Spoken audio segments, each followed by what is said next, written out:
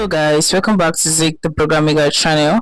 My name is Beatrice, and in today's video I'll be showing you how to make private calls on Android. Right, I know a lot of people will be willing and be wondering how most people call them on private calls with private numbers. So I'm going to show you how to do that in a very easy way.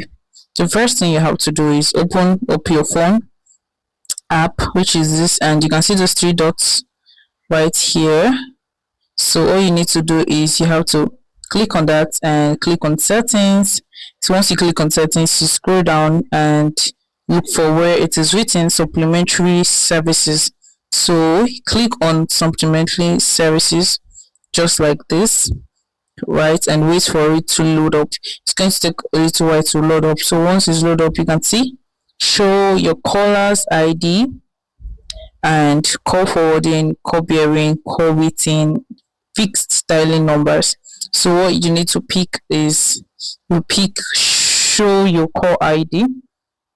So once you click on that, you're going to see never and always. So what you need to do is you need to click on never, and once you click on never, once you call anybody, it will be on private number. If this guide was helpful, give it a thumbs up and equally subscribe to get more tips like this. Thanks for watching guys. I'll see you in my next video. Bye.